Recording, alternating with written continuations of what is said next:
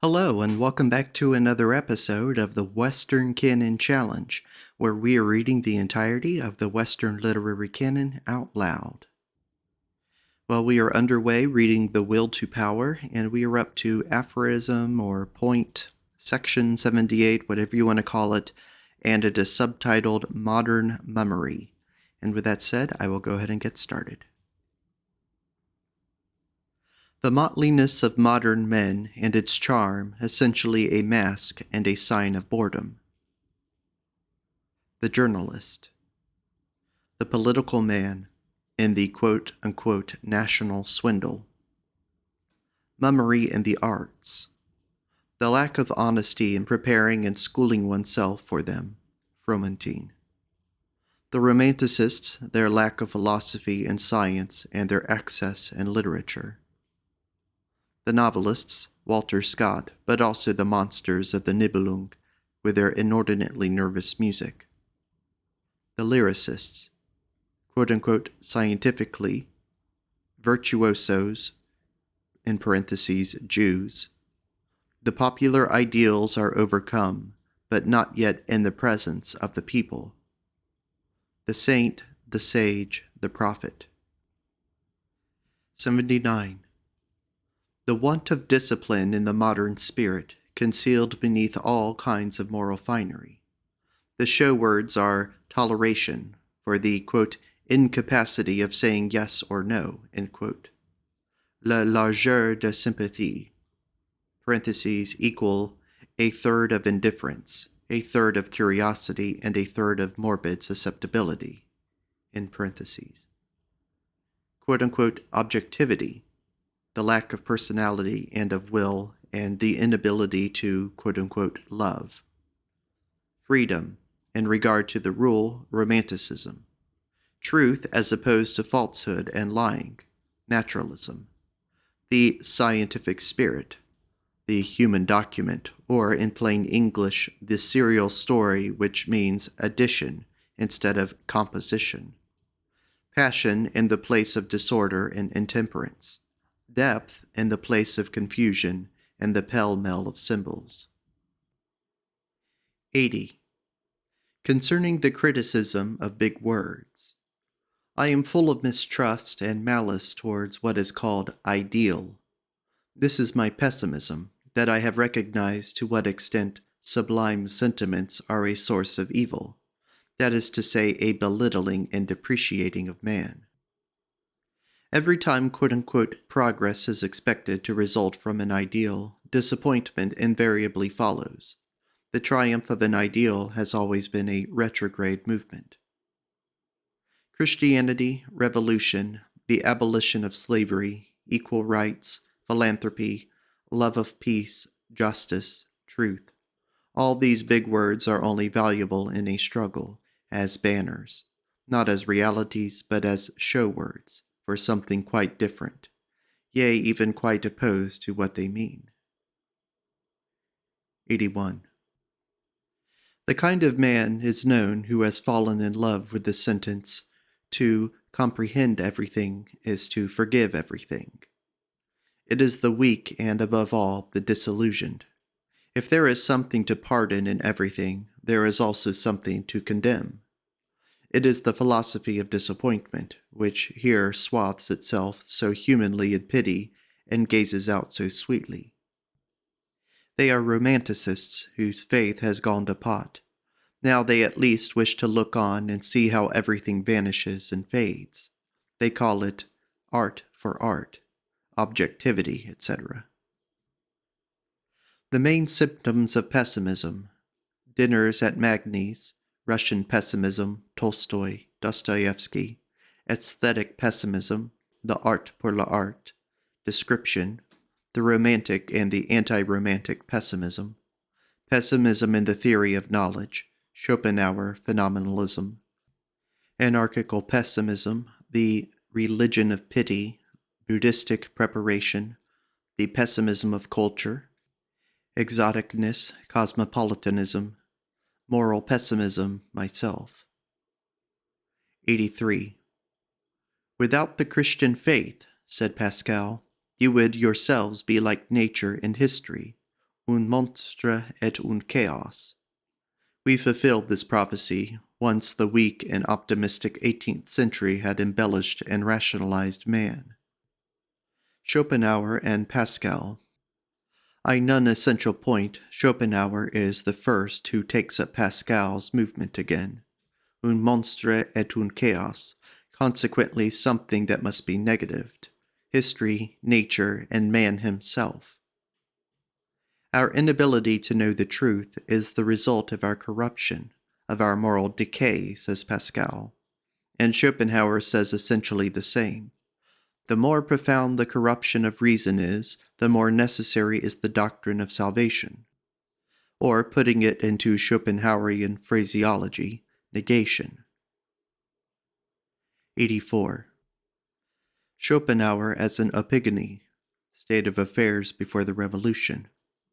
Pity, sensuality, art, weakness of will, Catholicism of the most intellectual desires, that is at bottom the good old 18th century.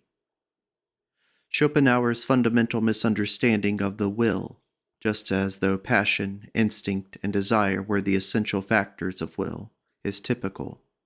The depreciation of the will to the extent of mistaking it altogether. Likewise, the hatred of willing, the attempt at seeing something superior, yea, even superiority itself, and that which really matters, and non-willing in the subject being without aim or attention. Great symptom of fatigue or the weakness of will. For this, in reality, is what treats the passions as master, and directs them as to the way and to the measure. 85. The undignified attempt has been made to regard Wagner and Schopenhauer as types of the mentally unsound. An infinitely more essential understanding of the matter would have been gained if the exact decadent type which each of them represents had been scientifically and accurately defined. 86. In my opinion, Henrik Ibsen has become very German. With all his robust idealism and will to truth, he never dared to wring himself free from the moral illusionism which says freedom and will not admit, even to itself, what freedom is. The second stage in the metamorphosis of the will to power in him who lacks it. In the first stage, one demands justice at the hands of those who have power. In the second, one speaks of freedom. That is to say, one wishes to shake oneself free from those who have power. In the third stage, one speaks of equal rights. That is to say, so long as one is not a predominant personality, one wishes to prevent one's competitors from growing in power. 87. The decline of Protestantism. Theoretically and historically understood as a half measure. Undeniable predominance of Catholicism today. Protestant feeling is so dead that the strongest anti-Protestant movements, Wagner's Parsifal for instance, are no longer regarded as such. The whole of the more elevated intellectuality in France is Catholic in instinct. Bismarck recognized that there was no longer any such thing as Protestantism. 88. Protestantism, that spiritually unclean and tiresome form of decadence in which Christianity has known how to survive in the mediocre North, is something incomplete and complexly valuable for knowledge, insofar as it was able to bring experiences of different kinds and origins into the same heads. 89. What has the German spirit not made out of Christianity? And to refer to Protestantism again, how much beer is there not still in Protestant Christianity? Can a crasser, more indolent, and more lounging form of Christian belief be imagined than that of the average German Protestant? It is indeed a very humble Christianity. I call it the homeopathy of Christianity. I am reminded that today there also exists a less humble sort of Protestantism. It is taught by royal chaplains and anti-Semitic speculators. But nobody has ever maintained that any spirit hovers over these waters. It is merely a less respectable form of Christian faith, not by any means a more comprehensible one. 90. Progress. Let us be on our guard lest we deceive ourselves. Time flies forward apace. We would fain believe that everything flies forward with it, that evolution is an advancing development. That is the appearance of things which deceives the most circumspect. But the 19th century shows no advance whatever on the 16th, and the German spirit of 1888 is an example of a backward movement when compared with that of 1788. Mankind does not advance, it does not even exist. The aspect of the whole is much more like that of a huge experimenting workshop, where some things in all ages succeed, while an incalculable number of things fail, where all order, logic, coordination, and responsibility is lacking. How dare we blink the fact that the rise of Christianity is a decadent movement, that the German Reformation was a recrudescence of Christian barbarism, that the Revolution destroyed the instinct for an organization of society on a large scale. Man is not an example of progress as compared with animals. The tender son of culture is an abortion compared with the Arab or the Corsican. The Chinaman is a more successful type, that is to say, richer in sustaining power than the European. B. The last centuries. 91. Gloominess and pessimistic influence necessarily follow in the wake of enlightenment. Towards 1770, a falling off in cheerfulness was already noticeable. Women, with that very feminine instinct which always defends virtue, believed that immortality was the cause of it. Galliani hits the bull's-eye. He quotes Voltaire's verse, "A gay monster is worth more than a sentimental bore." If now I maintain that I am ahead, by a century or two of enlightenment, of Voltaire and Galliani, who was much more profound, how deeply must I have sunk into gloominess? This is also true, and betimes I somewhat reluctantly manifested some caution in regard to the German and Christian narrowness and inconsistency of Schopenhauerian, or, worse still, Leopardian pessimism, and sought the most characteristic form, Asia. But in order to endure that extreme pessimism, which here and there peeps out of my birth of tragedy, to live alone, quote, without God or morality, quote, I was compelled to invent a counterprop for myself. Perhaps I know best why man is the only animal that laughs. He alone suffers so excruciatingly that he was compelled to invent laughter. The unhappiest and most melancholy animal is, as might have been expected, the most cheerful. 92. In regard to German culture, I have always had a feeling as of decline. The fact that I learned to know a declining form of culture has often made me unfair towards the whole phenomenon of European culture. The Germans always follow at some distance behind. They always go to the root of things, for instance, dependence upon foreigners, Kant, Rousseau, the sensualists, Hume, Swedenborg, Schopenhauer, the Indians of Romanticism, Voltaire, Wagner, the French cult of the ugly and of grand opera, Paris, and the flight into the primitive barbarism, the marriage of brother and sister, the law of the laggard, the provinces go to Paris, Germany goes to France. How was it that precisely Germans discovered the Greek? The more an instinct is developed, the more it is tempted to run for once onto its opposite. Music is the last breath of every culture. 93. Renaissance and Reformation. What does the Renaissance prove? That the reign of the quote-unquote individual can only be a short one. The output is too great. There is not even the possibility of husbanding or capitalizing forces, and exhaustion sets in step by step. These are times when everything is squandered, when even the strength itself which one collects, capitalizes, and heaps riches upon riches is squandered. Even the opponents of such movements are driven to preposterous extremes in the dissipation of their strength, and they too are very soon exhausted, used up, completely sapped. In the Reformation, we are face to face with a wild and plebeian counterpart of the Italian Renaissance, generated by similar impulses, except that the former, in the backward and still vulgar North, had to assume a religious form. There the concept of a higher life had not yet been divorced from that of a religious one. Even the Reformation was a movement for individual liberty. Quote, "Every one his own priest," end quote, is really no more than a formula for libertinage. As a matter of fact, the words evangelical freedom would have sufficed. And all instincts which had reasons for remaining concealed broke out like wild hounds. The most brutal needs suddenly acquired the courage to show themselves. Everything seemed justified. Men refused to specify the kind of freedom they had aimed at. They preferred to shut their eyes. That the fact that their eyes were closed and that their lips were moistened with gushing orations did not prevent their hands from being ready to snatch at whatever there was to snatch at.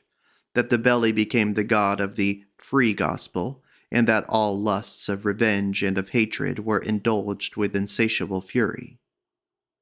This lasted for a while, then exhaustion supervened, just as it had done in southern Europe, and again here it was a low form of exhaustion, a sort of general ruhr in servitum. Then the disreputable century of Germany dawned. 94. Chivalry. The position won by power, its gradual breakup and partial transference to broader and more bourgeois spheres. In the case of La Rochefoucauld, we find a knowledge of the actual impulses of a noble temperament, together with a gloomy Christian estimate of these impulses. The protraction of Christianity through the French Revolution. The seducer is Rousseau. He once again liberates women, who thenceforward is always represented as ever more interesting, suffering. Then comes the slaves and Mrs. Beecher Stowe. Then the poor and the workmen. Then the vicious and the sick. All this is drawn into the foreground, even for the purpose of disposing people in favor of the genius. It has been customary for 500 years to press him forward as the great sufferer. Then comes the cursing of all voluptuousness, Baudelaire and Schopenhauer, the most decided conviction that the lust of power is the greatest vice, absolute certainty that morality and disinterestedness are identical things, that the happiness of all is a goal worth striving after, i.e., Christ's kingdom of heaven. We are on the best road to it. The kingdom of heaven of the poor in spirit has begun. Intermediate stages.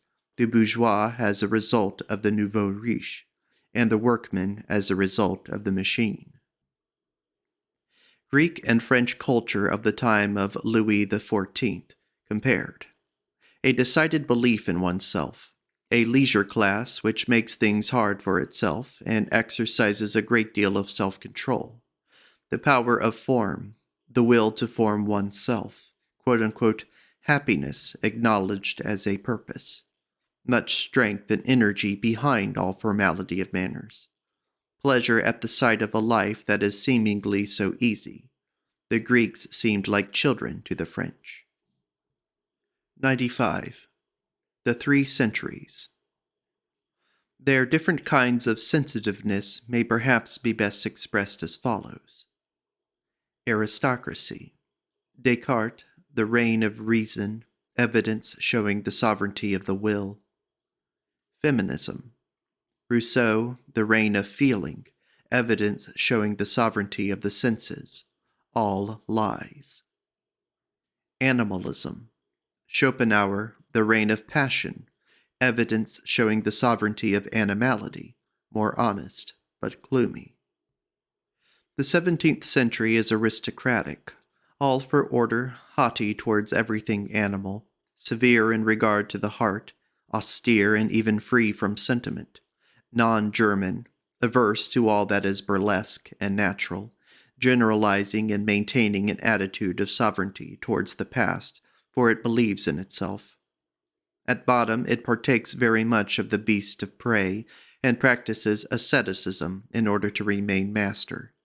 It is the century of strength of will, as also that of strong passion. The 8th century is dominated by woman, It is gushing, spiritual, and flat. But with intellect at the service of aspirations and of the heart, it is a libertine in the pleasures of intellect, undermining all authorities, emotionally intoxicated, cheerful, clear, humane, and sociable, false to itself, and at bottom very rascally. The 19th century is more animal, more subterranean, hateful, realistic, plebeian, and on that very account better, more honest, more submissive to reality of what kind soever, and truer, but weak of will, sad, obscurely exacting and fatalistic. It has no feeling of timidity or reverence, either in the presence of reason or the heart. Thoroughly convinced of the dominion of the desires, Schopenhauer said will, but nothing is more characteristic of his philosophy than that it entirely lacks all actual willing.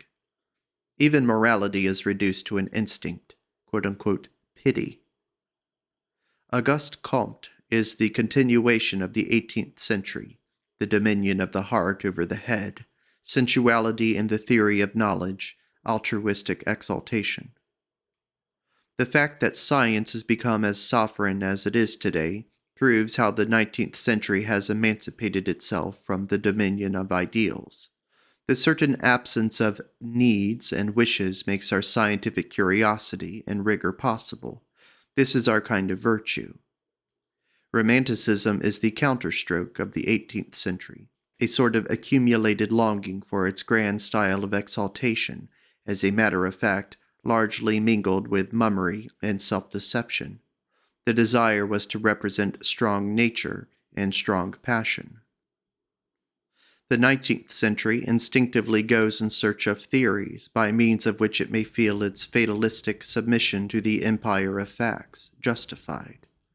Hegel's success against sentimentality and romantic idealism was already a sign of its fatalistic trend of thought, in its belief that superior reason belongs to the triumphant side, and in its justification of the actual quote-unquote state, in the place of quote-unquote humanity, etc.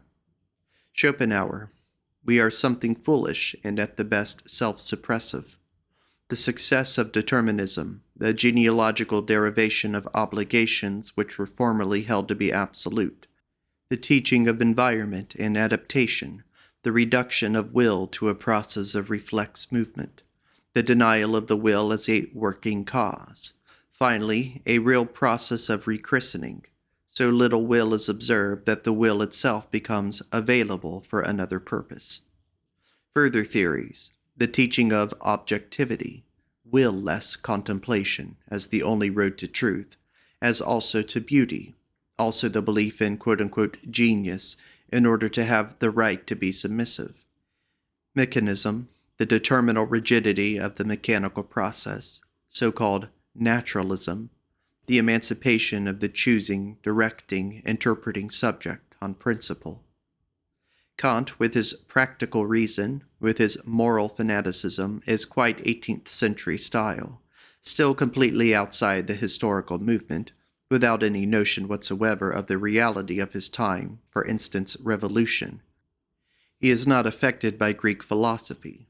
He is a fantasist of the notion of duty, a sensualist with a hidden leaning to dogmatic pampering. The return of Kant in our century means a return to the 18th century. People desire to create themselves a right to the old ideas and to the old exaltation. Hence, a theory of knowledge which quote-unquote describes limits, that is to say, which admits of the option of fixing a beyond to the domain of reason. Hegel's way of thinking is not so very far removed from that of Goethe. See the latter on the subject of Spinoza, for instance. The will to deify the all in life in order to find both peace and happiness in contemplating them. Hegel looks for reason everywhere. In the presence of reason, man may be submissive and resigned. In Goethe we find a kind of fatalism, which is almost joyous and confiding, which neither revolts nor weakens, which strives to make a totality out of itself, in the belief that only in totality does everything seem good and justified, and find itself resolved. 96. The period of rationalism, followed by a period of sentimentality. To what extent does Schopenhauer come under sentimentality? Hegel under intellectuality. 97. The 17th century suffers from humanity as from a host of contradictions. Le amas de contradictions that we are. It endeavors to discover man, to coordinate him, to excavate him, whereas the 18th century tries to forget what is known of man's nature in order to adapt him to its utopia. Superficial, soft, humane, gushes over humanity. The 17th century tries to banish all traces of the individual in order that the artist's work may resemble life as much as possible. The 18th century strives to create interest in the author by means of the work. The 17th century seeks art in art, a piece of culture. The 18th uses art in its propaganda for political and social reforms. Utopia, the ideal man, the deification of nature, the vanity of making one's own personality the center of interest, subordination to the propaganda of social ideas, charlatanism. All this we derive from the 18th century. The style of the 17th century, proper, exact, et libre. The strong individual who is self-sufficient or who appeals ardently to God, and that obtrusiveness and indiscretion of modern authors. These things are opposites. Showing oneself off, what a contrast to the scholars of Port Royal. Alfieri had a sense for the grand style. The hate of the burlesque, that which lacks dignity, the lack of a sense of nature belongs to the 17th century. 98. Against Rousseau. Alas, man is no longer sufficiently evil. Rousseau's opponents, who say that man is a beast of prey, are unfortunately wrong. Not the corruption of man, but the softening and moralizing of him is the curse. In the sphere which Rousseau attacked most violently, the relatively strongest and most successful type of man was still to be found, the type which still possessed the great passions intact: will to power, will to pleasure, the will and ability to command. The man of the 18th century must be compared with the man of the Renaissance, also the man of the 17th century in France. If the matter is to be understood at all, Rousseau is a symptom of self-contempt and of inflamed vanity, both signs that the dominating will is lacking. He moralizes and seeks the cause of his own misery after the style of a revengeful man in the ruling classes. 99. Voltaire, Rousseau. A state of nature is terrible. Man is a beast of prey. Our civilization is an extraordinary triumph over this beast of prey in nature. This was Voltaire's conclusion. He was conscious of the mindfulness, the refinements, the intellectual joys of the civilized state. He despised obtuseness, even in the form of virtue, and the lack of delicacy, even in ascetics and monks. The moral depravity of man seemed to preoccupy Rousseau. The words unjust, cruel, are the best possible for the purpose of exciting the instincts of the oppressed, who otherwise find themselves under the ban of the vetium and of disgrace, so that their conscience is opposed to their indulging any insurrectional desires. These emancipators seek one thing above all, to give their party the great accents and attitudes of higher nature. 100. Rousseau. The rule founded on sentiment, nature as the source of justice. Man perfects himself in proportion as he approaches nature, according to Voltaire, in proportion as he leaves nature behind. The very same period seemed to the one to demonstrate the progress of humanity, and to the other the increase of injustice and inequality. Voltaire, who still understood humanité in the sense of the Renaissance, also writes vertu as higher culture, fights for the cause of the honnêtes gens, la bonne compagnie, taste, science, arts, and even for the cause of progress and civilization. The flare-up occurred towards 1760. On the one hand, the citizens of Geneva, on the other, Le Seigneur de Ferney. It is only from that moment and henceforward that Voltaire was the man of his age, the philosopher, the representative of toleration and of disbelief. Thereto he had been merely un bel esprit. His envy and hatred of Rousseau's success forced him upwards. Quote, "For the rabble, a rewarding and avenging God," end quote. Voltaire. The criticism of both standpoints in regards to the value of civilization. To Voltaire, nothing seems finer than the social invention. There is no higher goal than to uphold and perfect it. Decency consists precisely in respecting social usage. Virtue in a certain obedience towards various necessary quote-unquote prejudices which favor the maintenance of society. Missionary of culture, aristocrat, representative of the triumphant and ruling classes and their values. But Rousseau remained a plebeian, even as a man of letters. This was preposterous. His shameless contempt for everything that was not himself. The morbid feature in Rousseau is the one which happens to have been most admired and imitated.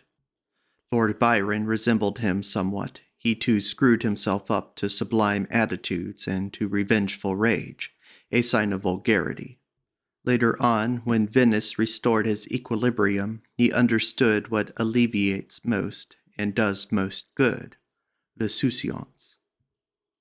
In spite of his antecedents, Rousseau is proud of himself, but he is incensed if he is reminded of his origin. In Rousseau there was undoubtedly some brain trouble. In Voltaire, rare health and lightsomeness, the revengefulness of the sick, his periods of insanity, as also those of his contempt of man and of his mistrust. Rousseau's defense of Providence against Voltaire's pessimism. He had need of God in order to be able to curse society and civilization. Everything must be good per se, because God had created it. Man alone has corrupted man. The quote-unquote good man, as a man of nature, was pure fantasy. But with the dogma of God's authorship, he became something probable and even not devoid of foundation. Romanticism a la Rousseau. Passion, quote, the sovereign right of passion, end quote. Quote-unquote naturalness, the fascination of madness, foolishness reckoned as greatness. The senseless vanity of the weak, the revengefulness of the masses elevated to the position of justice.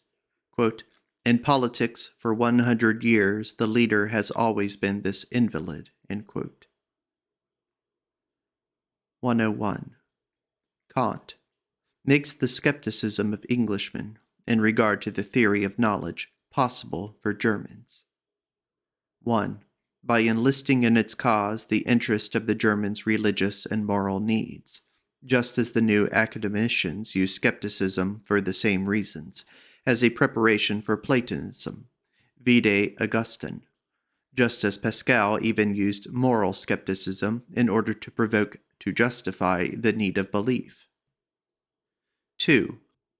By complicating and entangling it with the scholastic flourishes in view of making it more acceptable to the German scientific taste and form, for Locke and Hume alone were too illuminating, too clear, that is to say, judged according to the German valuing instinct, quote-unquote, too superficial.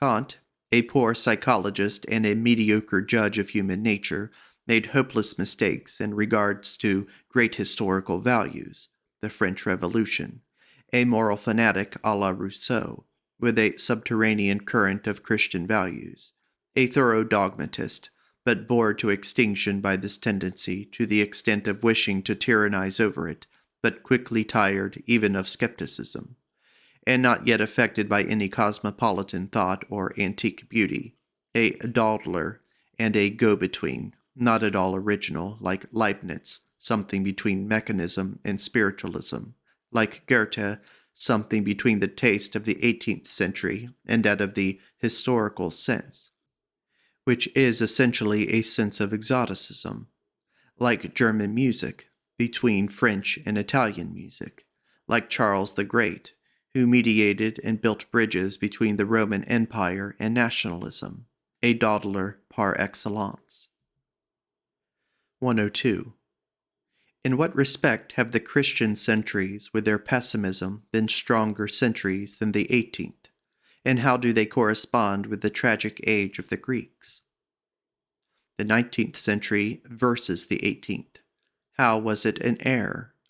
How was it a step backwards from the latter, more lacking in spirit and in taste? How did it show an advance on the latter, more gloomy, more realistic, stronger? 103. How can we explain the fact that we feel something in common with the Campagna Romana and the high mountain chain? Chateaubriand, in a letter to M. de Fontaines in 1803, writes his first impression of the Campagna Romana. The president de Brosses said of the Campagna Romana, quote, "Romulus must have been drunk when he thought of building a city in such an ugly place." End quote. Even Delacroix would have nothing to do with Rome. It frightened him. He loved Venice, just as Shakespeare, Byron, and George Sand did. Théophile Gautier and Richard Wagner's dislike of Rome must not be forgotten. Lamartine has the language for Sorrento and Posillipo. Victor Hugo raves about Spain, quote, "because no other nation borrowed less from antiquity, because she underwent no classical influence." End quote. 104. The two great attempts that were made to overcome the 18th century. Napoleon, in that he called man, the soldier, and the great struggle for power to life again, and conceived Europe as a political power. Goethe, in that he imagined a European culture which would consist of the whole heritage of what humanity had attained to up to his time. German culture in this century inspires mistrust. The music of the period lacks that complete element which liberates and binds as well, to wit, Goethe. The preeminence of music in the Romanticists of 1830 and 1840. Delacroix, Ingres, a passionate musician, admired Gluck, Haydn, Beethoven, Mozart, said to his pupils in Rome, quote, "If I could make you all musicians, you'd become better painters." End quote. Likewise, Horace Vernet, who was particularly fond of Don Juan, as Mendelssohn assures us, 1831. Stendhal, too, who says of himself, quote, "How many leagues would I not walk, and how many days in prison would I not endure to hear Don Giovanni or Le Matrimonio Segreto? And I don't know for what else I should make such an effort." End quote. He was then 56 years old. The borrowed forms, for instance, Brahms as a typical epigony, likewise Mendelssohn's cultured Protestantism, a former soul is turned into poetry posthumously. The moral and poetical substitutions in Wagner, who used one art as a stopgap to make up for what another lacked. The quote-unquote historical sense, inspiration derived from poems, sagas. That characteristic transformation of which G. Flaubert is the most striking example among Frenchmen, and Richard Wagner the most striking example among Germans, shows how the romantic belief in love and the future changes into a longing for nonentity in 1830 to 1850. 106.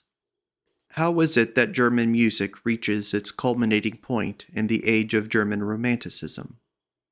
How was it that German music lacks Goethe?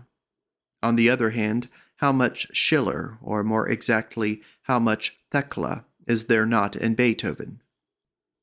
Schumann has Eichendorff, Uhlen, Heine, Hoffmann, Tieck in him. Richard Wagner has Freischütz, Hoffmann, Grimm, the romantic saga, the mystic Catholicism of instinct, symbolism, quote, the free-spiritedness of passion, Rousseau's intention. The Flying Dutchman savors of France, where Le Ténébreux, 1830, was the type of the seducer. The cult of music, the revolutionary romanticism of form. Wagner synthesizes German and French romanticism. 107. From the point of view only of his value to Germany and to German culture, Richard Wagner is still a great problem, perhaps a German misfortune, in any case, however, a fatality. But what does it matter? Is he not very much more than a German event?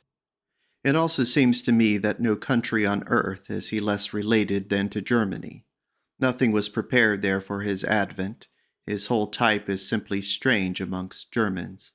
There he stands in their midst, wonderful, misunderstood, incomprehensible. But people carefully avoid acknowledging this. They are too kind, too square-headed, too German for that. Credo quia absurdus est. Thus did the German spirit wish it to be. In this case, too, hence it is content meanwhile to believe everything Richard Wagner wanted to have believed about himself. In all ages, the spirit of Germany has been deficient in subtlety and divining powers concerning psychological matters. Now that it happens to be under the high pressure of patriotic nonsense and self-adoration, it is visibly growing thicker and coarser. How could it therefore be equal to the problem of Wagner? 108. The Germans are not yet anything, that they are becoming something. That is why they have not yet any culture. That is why they cannot yet have any culture. They are not yet anything. That means they are all kinds of things. They are becoming something. That means that they will one day cease from being all kinds of things. The latter is at bottom only a wish, scarcely a hope yet. Fortunately, it is a wish with which one can live, a question of will, of work, of discipline, a question of training, also of resentment, of longing, of privation, of discomfort, yea, even of bitterness. In short, we Germans will get something out of ourselves, something that has not been wanted of us. We want something more. That this, German, as he is not yet, has a right to something better than the present German culture. That all who wish to become something better must wax angry when they perceive a sort of contentment, an impudent setting oneself at ease, or a process of self-sensing. In this quarter, that is my second principle, in regard to which my opinions have not yet changed. Section C. Signs of increasing strength. 109. First principle. Everything that characterizes modern men savors of decay. But side by side with the prevailing sickness, there are signs of a strength and powerfulness of soul which are still untried. The same causes which tend to promote the belittling of men also force the stronger and rarer individuals upwards to greatness. 110. General survey. The ambiguous character of our modern world, precisely the same symptoms might at the same time be indicative of either decline or strength, and the signs of strength and of emancipation dearly bought might, in view of traditional or hereditary appreciations concerned with the feelings, be misunderstood as indications of weakness. In short, feeling as a means of fixing valuations is not on a level with the times. Generalized. Every valuation is always backward. It is merely the expression of the conditions which favored survival and growth in a much earlier age. It struggles against new conditions of existence, out of which it did not arise, and which it therefore necessarily misunderstands. It hinders and excites suspicion against all that is new. 111. The problem of the 19th century. To discover whether its strong and weak side belong to each other, whether they have been cut from one and the same piece, whether the variety of its ideals and their contradictions are conditioned by a higher purpose, whether they are something higher. For it might be the prerequisite of greatness that growth should take place amid such violent tension. Dissatisfaction, nihilism might be a good sign. 112. General Survey. As a matter of fact, all abundant growth involves a concomitant process of crumbling to bits and decay. Suffering and the symptoms of decline belong to ages of enormous progress. Every fruitful and powerful movement of mankind has always brought about a concurrent nihilistic movement. Under certain circumstances, the appearance of the extremist form of pessimism and actual nihilism might be the signs of a process of incisive and most essential growth, and of mankind's transit into completely new conditions of existence. This is what I have understood. 113. A. Starting out with a thoroughly courageous appreciation of our men of today. We must not allow ourselves to be deceived by appearance. This mankind is much less effective, but it gives quite different pledges of lasting strength. Its tempo is slower, but the rhythm itself is richer. Healthiness is increasing. The real conditions of a healthy body are on the point of being known, and will gradually be created. Asceticism is regarded with irony. The fear of extremes, a certain confidence in the quote-unquote right way, no raving, a periodical self-habituation to narrower values, such as motherland, science, etc. This whole picture, however, would still be ambiguous. It might be a movement either of increase or decline in life. B. The belief in progress in lower spheres of intelligence appears as increasing life, but this is self-deception. In higher spheres of intelligence, it is a sign of declining life. Description of the symptoms. The unity of the aspect, uncertainty in regard to the standard of valuation, fear of a general in vain, nihilism.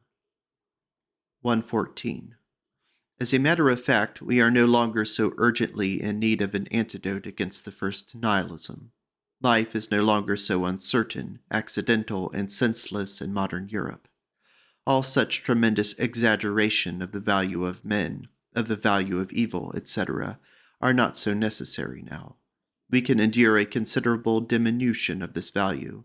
We may grant a great deal of nonsense and accident. The power man has acquired now allows of a lowering of means of discipline, of which the strongest was the moral interpretation of the universe. The hypothesis, God, is much too extreme. 115. If anything shows that our humanization is a genuine sign of progress, it is the fact that we no longer require excessive contraries, that we no longer require contraries at all. We may love the senses, for we have spiritualized them in every way and made them artistic. We have a right to all things which hitherto have been most calumniated.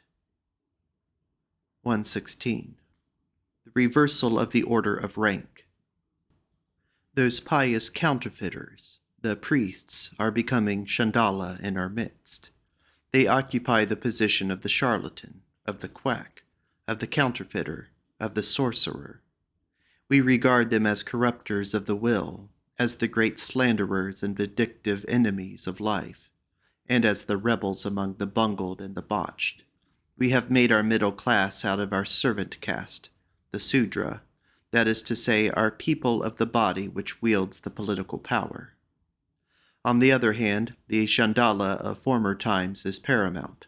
The blasphemers, the immoralists, the independents of all kinds, the artists, the Jews, the minstrels, and at bottom all disreputable classes are in the van.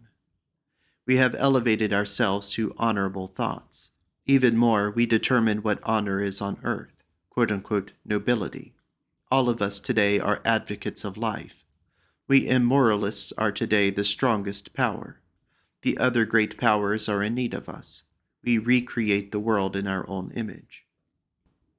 We have transferred the label Chandala to the priests, the backworldsmen, and to the deformed Christian society, which has become associated with these people, together with creatures of like origin, the pessimists, nihilists, romanticists of pity, criminals, and men of vicious habits. The whole sphere in which the idea of quote-unquote God is that of Savior. We are proud of being no longer obliged to be liars, slanderers, and detractors of life. 117. The advance of the 19th century upon the 18th. At bottom, we good Europeans are carrying on a war against the 18th century. 1. The return to nature is getting to be understood ever more definitely, in a way which is quite the reverse of that in which Rousseau used the phrase, away from idols and operas. 2. Ever more decided, more anti-idealistic, more objective, more fearless, more industrious, more temperate, more suspicious of sudden changes, anti-revolutionary. 3.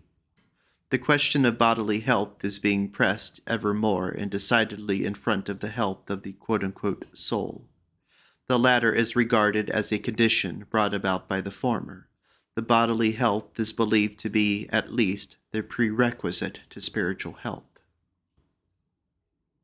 118.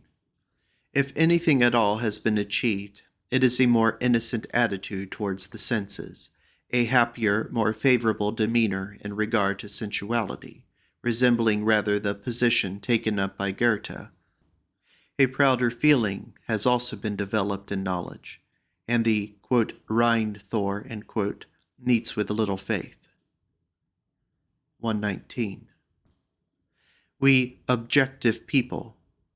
It is not, quote-unquote, pity that opens up the way for us to all that is most remote and most strange in life and culture, but our accessibility and ingenuousness, which precisely does not pity, but rather takes pleasure in hundreds of things which formerly caused pain, which in former days either outraged or moved us, or in the presence of which we were either hostile or indifferent.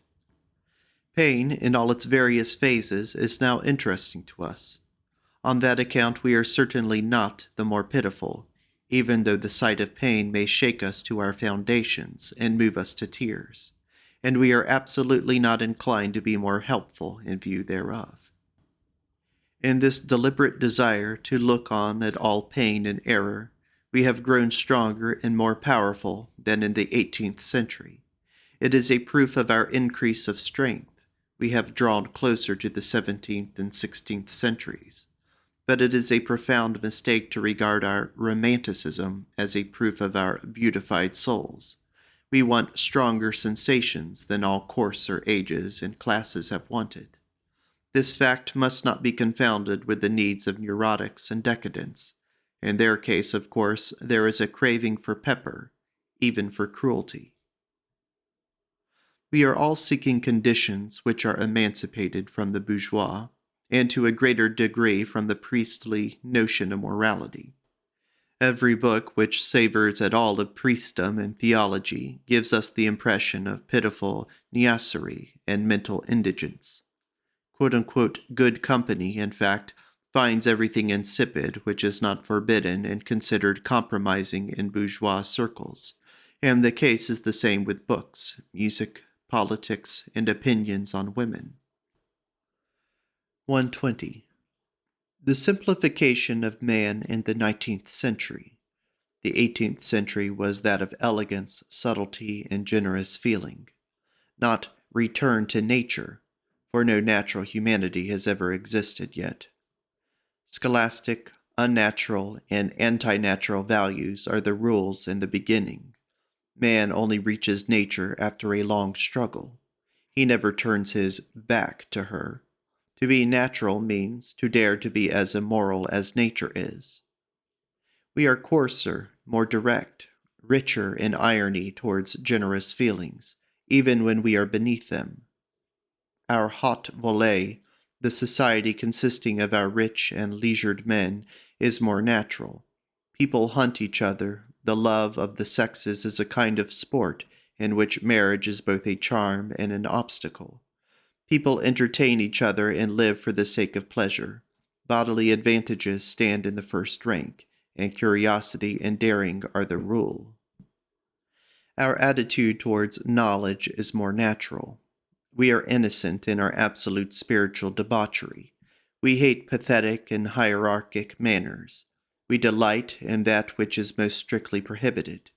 We should scarcely recognize any interest in knowledge if we were bored in acquiring it. Our attitude to morality is also more natural. Principles have become a laughingstock. No one dares to speak of his duty unless in irony. But a helpful, benevolent disposition is highly valued. Morality is located in instinct, and the rest is despised. Besides this, there are few points of honor. Our attitude to politics is more natural. We see problems of power, of the quantum of power, against another quantum. We do not believe in a right that does not proceed from a power which is able to uphold it. We regard all rights as conquests. Our valuation of great men and things is more natural. We regard passion as a privilege. We can conceive of nothing great which does not involve a great crime.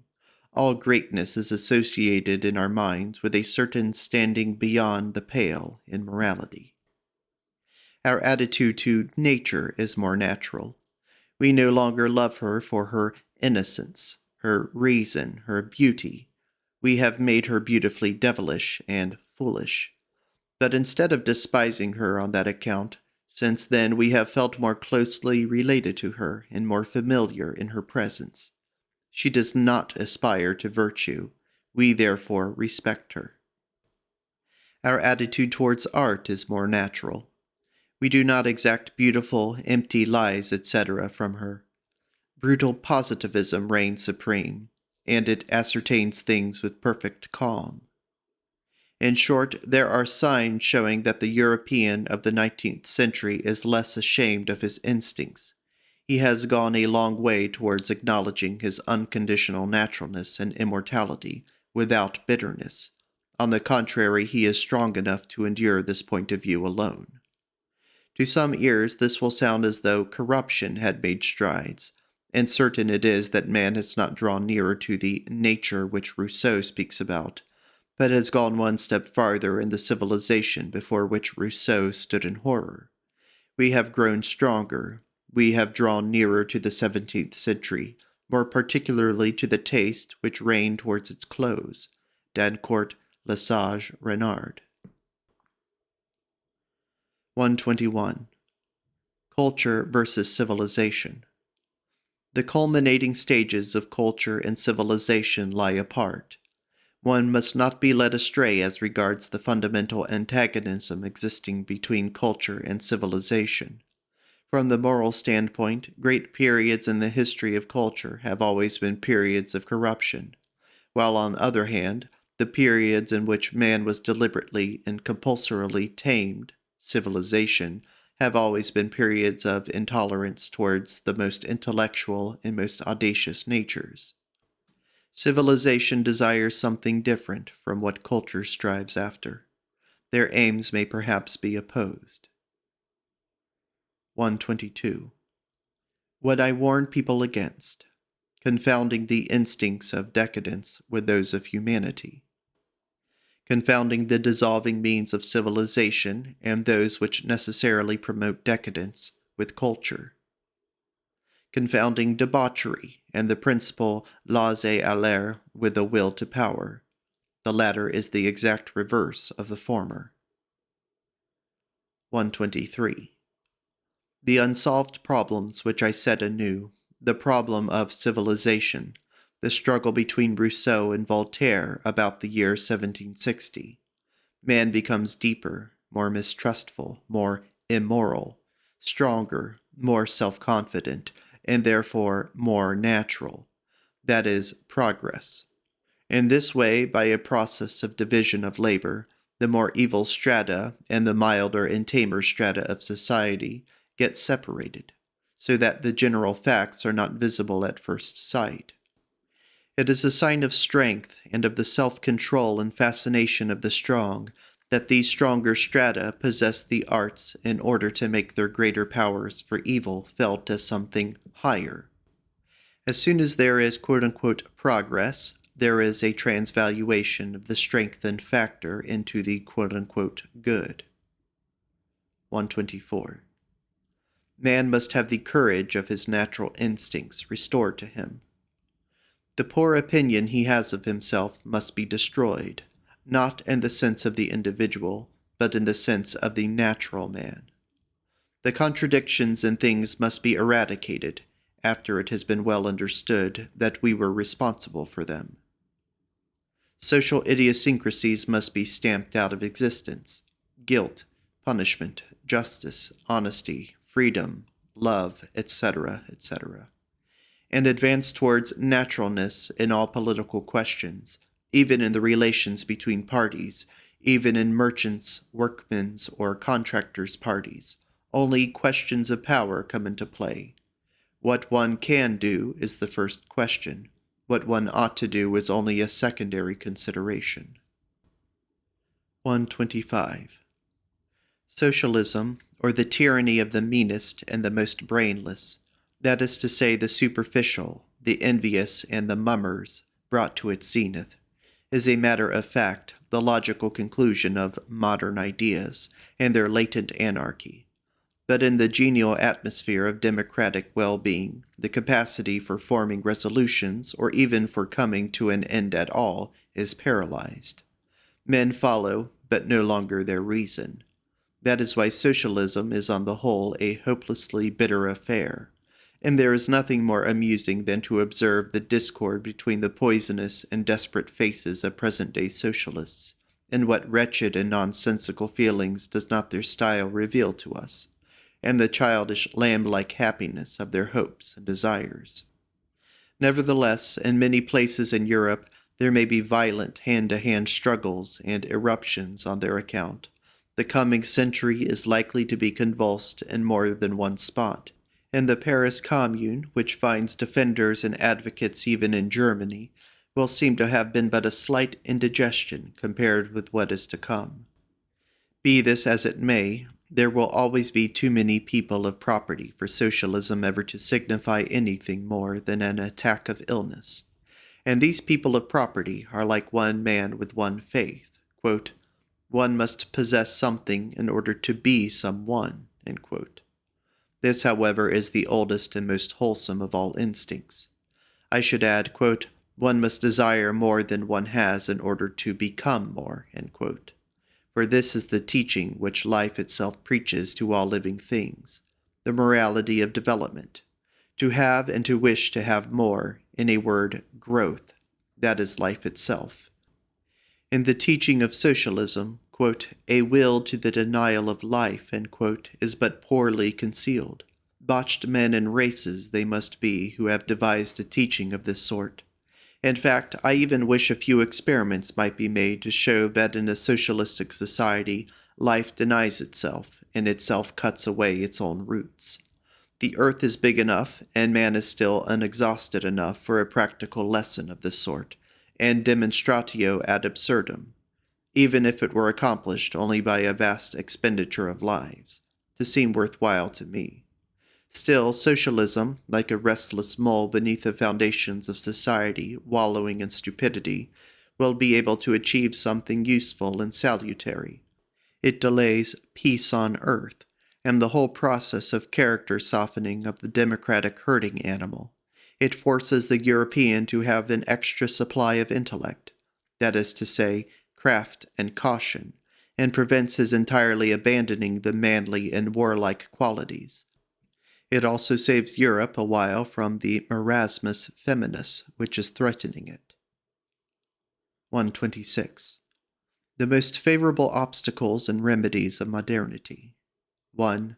Compulsory military service with real wars in which all joking is laid aside. 2. National thick-headedness, which simplifies and concentrates. 3. Improved nutrition, meat. 4. Increasing cleanliness and wholesomeness in the home. 5. The predominance of physiology over theology, morality, economics, and politics. 6. Military discipline in the exaction and the practice of one's duty. It is no longer customary to praise. 127. I am delighted at the military development of Europe, also at the inner anarchical conditions. The period of quietude and Chinadom which Galliani prophesied for this century is now over. Personal and manly capacity, bodily capacity recovers its values. Valuations are becoming more physical. Nutrition consists ever more and more of flesh. Fine men have once more become possible. Bloodless sneaks, with mandarins at their head, as Comte imagined them, are now a matter of the past. The savage in every one of us is acknowledged, even the wild animal. Precisely on that account, philosophers will have a better chance. Kant is a scarecrow. 128. I have not yet seen any reasons to feel discouraged. He who acquires and preserves a strong will, together with a broad mind, has a more favorable chance now than ever he had. For the plasticity of man has become exceedingly great in democratic Europe. Men who learn easily will readily adapt themselves. Are the rule, the gregarious animal of a high order of intelligence is prepared. He who would command finds those who must obey. I have Napoleon and Bismarck in mind, for instance. The struggle against strong and unintelligent wills, which form the surest obstacle in one's way, is really insignificant. Who would not be able to knock down these objective gentlemen with weak wills, such as Ranke and Renan? 129. Spiritual enlightenment is an unfailing means of making men uncertain, weak of will, and needful of succor and support. In short, of developing the herding instincts in them. That is why all great artist rulers, hitherto, Confucius in China, the Roman Empire, Napoleon, Popedom, at a time when they had the courage of their worldliness and frankly pursued power, in whom the ruling instincts that had prevailed until their time culminated also, made use of the spiritual enlightenment, or at least allowed it to be supreme, after the style of the popes of the Renaissance. The self-deception of the masses on this point, in every democracy for instance, is of the greatest possible value. All that makes men smaller and more amenable is pursued under the title progress. 130. The highest equity and mildness as a condition of weakness. The New Testament and the early Christian community, manifesting itself in the form of utter foolishness in the Englishmen, Darwin and Wallace. Your equity, ye higher men, drives you to universal suffrage, etc. Your humanity urges you to be milder towards crime and stupidity. In the end, you will thus help stupidity and harmlessness to conquer. Outwardly, ages of terrible wars, insurrections, explosions. Inwardly, ever more and more weakness among men. Events take the form of excitants. The Parisian as the type of the European extreme. Consequences. 1. Savages, at first, of course, in conformity with the culture that has reigned hitherto. 2. Sovereign individuals, where powerful, barbarous masses, in emancipation from all that has been, are crossed. The age of greatest stupidity, brutality, and wretchedness in the masses, and in the highest individuals.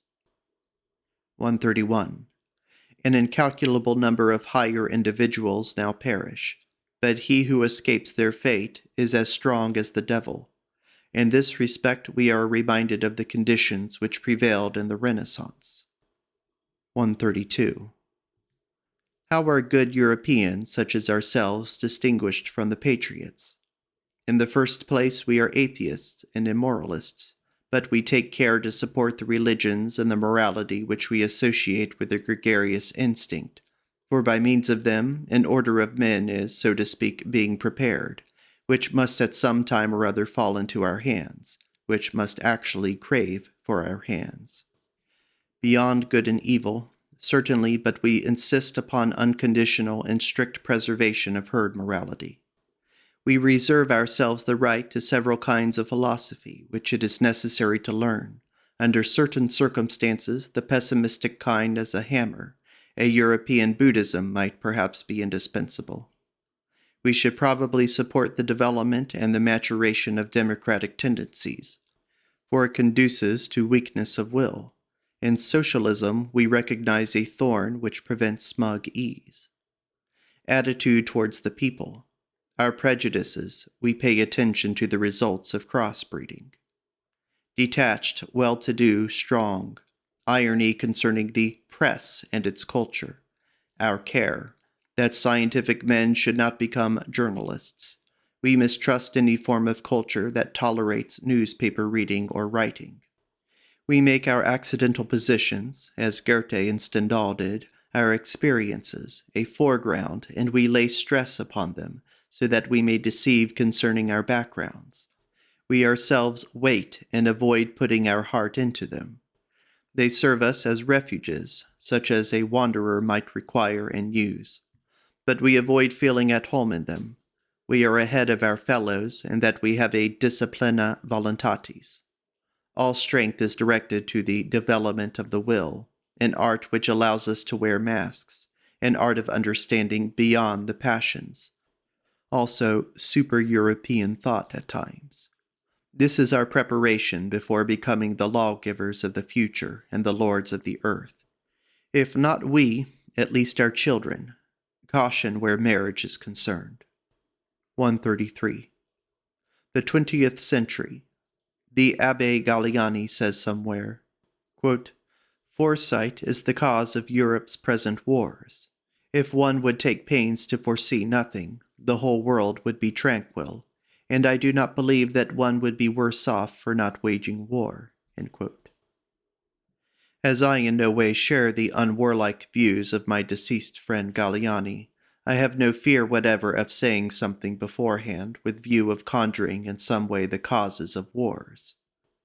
A condition of excessive consciousness after the worst of earthquakes, with new questions. 134. It is the time of the great noon, of the most appalling enlightenment, my particular kind of pessimism, the great starting point. 1. Fundamental contradiction between civilization and the elevation of man. 2.